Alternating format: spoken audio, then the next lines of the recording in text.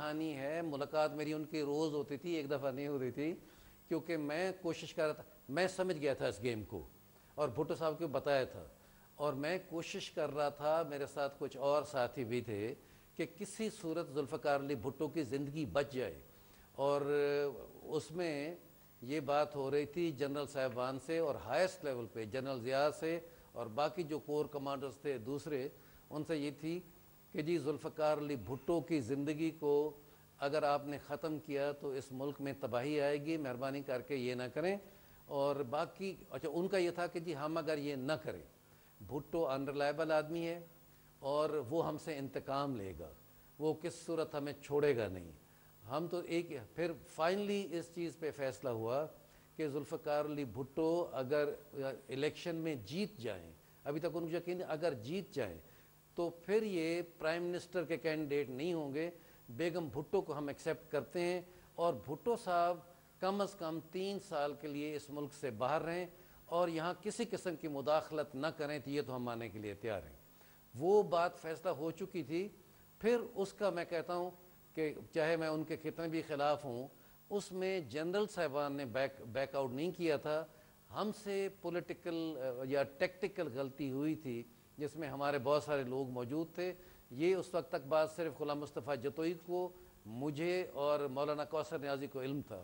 تو فائنلی جب یہ فیصلہ ہو گیا اور ہم نے وہ سارے چیکس اینڈ بیلنس سارے تلاش کر لیے، تو پھر وہ فائنل میٹنگ ہونی تھی جہاں بھٹو صاحب نے وہ فیصلہ کرنا تھا. تو جنرل صاحب بھٹو صاحب نے جب کہا، اس نے کہا کہ ایسے کرتے ہیں مصطفیٰ، ہم اپنی سینٹر کمیٹی کے خاص ممبران کو اور باقی دوستوں کو بلا کے یہ بات کہتے ہیں تاکہ وہ یہ نہ کہیں کہ ہم نے یہ اکیلے میں بات کی ہے. تو جب وہ ہماری میٹنگ ہوئی اور 70 کلفٹن پہ ہوئی اور رات کو 1-1:30 بجے یا 2 بجے تک ہم سارے ساتھ تھے، اس میں اس کے لیے اس کے حق میں غلام مصطفیٰ جتوئی تھے اور میں تھے، باقی تمام دوستوں نے شدت سے مخالفت کی اور کہا کہ جناب یہ جو بات کر رہے ہیں یہ اس میں حقیقت ہے کہ جنرلز اب ملک نہیں چلا سکتے. اگر تھوڑا سا آپ انتظار کریں گے اور وہ کریں گے تو وہ اپنے گھٹنوں کے بل چل کے آپ کے پاس آئیں گے اور آپ کو یہ حکومت دیں گے.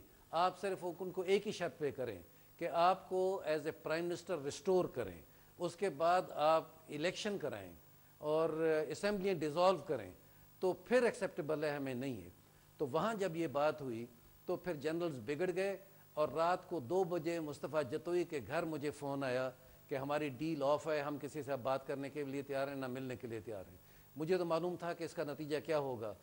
پھر ہم نے بھٹو صاحب کو بہت زیادہ کہا کہ جناب آپ یہ غلطی کریں، اور اسی میٹنگ میں بہت سارے لوگ ابھی تک گواہ ہیں. میں نے کہا جناب ہم یہ جو بات کہہ رہے ہیں یہ تاریخ اس بات کی گواہ ہوگی کہ آپ سے یہ سب سے بڑی غلطی کرا رہے ہیں، اگر یہ فیصلہ آپ نے کیا تو آپ کا زندہ رہنا مشکل ہو جائے گا.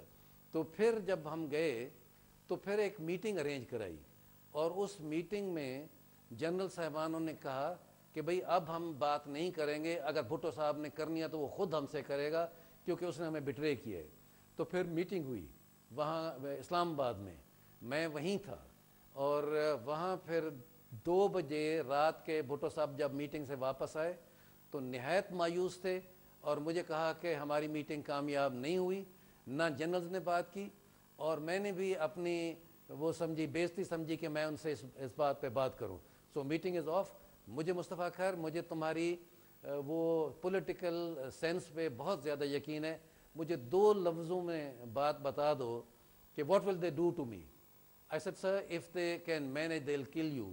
تو مجھے کہا یو تھنک سو اگر آپ یہ سمجھتے ہیں تو پھر تیاری کرو اور آپ اس ملک سے چلے جاؤ. تو میں نے کہا صاحب اگر آپ یہاں ہیں تو میں اس ملک سے کیسے جاؤں. اس نے کہا نہیں تم نہیں جانتے، یہ تمہیں میرے خلاف پولیٹیکلی استعمال کریں گے اور میرے لیے وہ بہت ڈیمیجنگ ہوگا. میں نے کہا صاحب میں نہیں ہوں گا. مجھے کہا مصطفیٰ میں ہسٹری تم سے زیادہ جانتا ہوں، مجھے تو ہاتھ نہیں لگائیں گے لیکن تم پہ اتنا تشدد کریں گے کہ تمہیں کرنا پڑے گا. میرے لیے بھی ایک تو یہ ہے کہ سیاسی طور پہ تم بھی ختم ہو جاؤ گے اور میرے لیے امبیرسنگ پوزیشن ہوگی. تو پھر میں نے کہا کہ جی میرے پاس تو ایک پیسہ نہیں ہے، میں باہر کیسے جاؤں. تو اس نے کہا دیٹس نو پرابلم. تو اسی وقت بھٹو صاحب نے نورے کو کہا کہ UAE کے امبیسڈر کو بلاؤ. 15 منٹ وہ 3 بجے آیا. بھٹو صاحب نے میرا ہاتھ پکڑ کے اس کے ہاتھ میں دیا اور وہ لیٹر وغیرہ لکھ لیے تھے اور کہا کہ میرے بھائی شیخ زاہد کو کہنا کہ یہ مجھے بیٹوں سے بھی زیادہ عزیز ہے, یہ آپ کے پاس آئے گا, ایک تو اس کے فائنینشلی آپ لک آفٹر کریں گے اور جو یہ بات کہے گا وہ یہ سمجھی جائے گی کہ میری بات ہے. تو اس کے بعد پھر that was our last meeting. تو میں وہاں چلا گیا اور خط اس نے واقعہ دیے ان لوگوں کو اور میں اپنا فرض ادا کرتا رہا. وہ پھر اور لمبی کہانی ہے کہ وہاں کیا ہوا. خیر صاحب دوسرے خط کے بارے میں ہم آپ سے بریک سے آنے کے بعد پوچھیں گے. اس کے ذات ہی ناظرین ایک چھوٹی سے بریک کی طرف ہمارے ساتھ رہیے گا.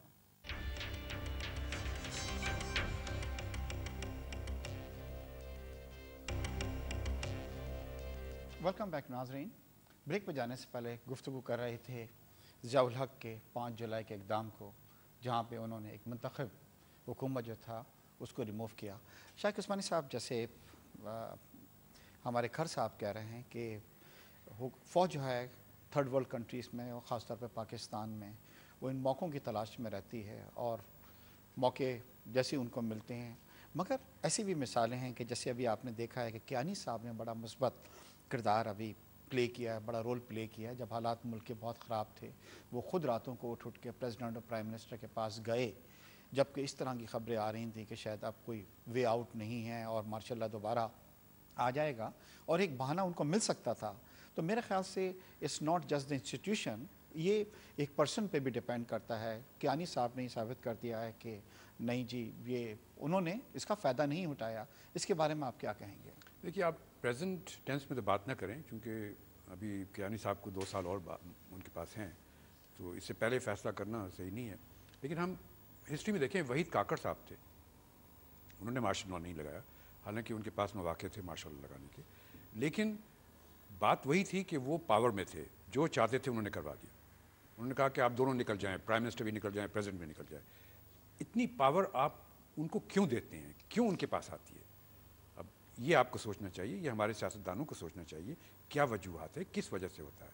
تو جس طرح میں نے آپ کو مثال ایران کی دی, ایران میں کس طرح عثمانی صاحب یہ پاور تو سپریم کورٹ دیتی ہے, آپ لوگ دیتے ہیں, مطلب ان اے سینس کہ جب ان کو معلوم ہوتا ہے کہ کل کو اگر کوئی ایکسٹرا وہ لوگ میجرز لے بھی لیں گے, کوئی شب خون کر بھی دیں گے تو ویلیڈیٹ کر دے گی سپریم کورٹ ان کے. اس کو آج تک کبھی ایسا نہیں ہوا کہ کسی کے خلاف کوئی مقدمہ چلا ہو, اس کو غداری کے الزام میں اس کو کوئی سزا دی گئی ہو. سب سے بڑی یہ ہے نا کہ کورٹس بھی ان کے ساتھ رہے ہیں پاس. صحیح ہے, آپ صحیح کہہ رہے ہیں. لیکن آپ دیکھیں کہ ابھی مشرف صاحب نے یہ کیا جو کچھ کیا 3 نومبر کو کیا. ہمارے پاس جمہوری حکومت موجود ہے, کیا ہم نے مشرف صاحب کے خلاف ٹرائل کیا؟ آرٹیکل 6 میں موجود ہے, ہم نے ٹرائل نہیں کیا کیونکہ ہمارے سیاستدان کمپرومائز کرتے ہیں. اب یہ مثال آپ کے سامنے موجود ہے. نہیں مگر اب تو کورٹ انڈیپینڈنٹ ہے, ڈونٹ یو تھنک کہ ان کو کیوں کرنا ٹرائی چاہیے کرتے؟ چیف جسٹس کو؟ یہ تو میں چیف جسٹس تو ٹرائل نہیں کرتا نا. ٹرائل تو آپ کو آرٹیکل 6 کے تحت کسی کو اپلیکیشن دینی پڑے گی, کسی نے دی اپلیکیشن اس کے لیے. تو یہ بات اصل میں کہنے کی بات یہ کہ آپ یقیناً فوج کو بلیم کر سکتے ہیں, جوڈیشری کو بلیم کر سکتے ہیں, سب کو کر سکتے ہیں, لیکن حکومت کون چلاتا ہے؟ پارلیمنٹ چلاتی ہے, سیاستدان چلاتے ہیں. ان کے اپنے انسٹیٹیوشنز ان کو صحیح بنانے چاہیے, ان کے طور طریقے صحیح ہونے چاہیے, اور جو قانون اور آئین میں لکھا ہے اس کے مطابق کام کریں. تو یہ میں نے آپ کو مثال دے دی. جی ہاں بالکل. کھر صاحب, ہنری کسنجر نے بھٹو صاحب کو یہ کہا تھا کہ اگر ایٹمی پروگرام ختم نہیں کرو گے تو ہم تم کو عبرت کا نشان بنا دیں گے. اور بھٹو صاحب نے خود شاید اسمبلی میں یا ایک جگہ یہ کہا تھا کہ سفید ہاتھی میرے خون کا پیاسا ہو گیا ہے. آپ سوچتے ہیں کہ بھٹو صاحب کے قتل میں امریکی رضا بھی شامل تھی؟ دیکھیے بالکل درست آپ کہہ رہے ہیں. اس میں اگر ایسا نہ ہوتا تو آپ بھی جانتے ہیں, ہم بھی اچھی طرح جانتے ہیں کہ پاکستان میں جنرل ضیاء جو نہ منتخب وہ تھا, نمائندہ تھا,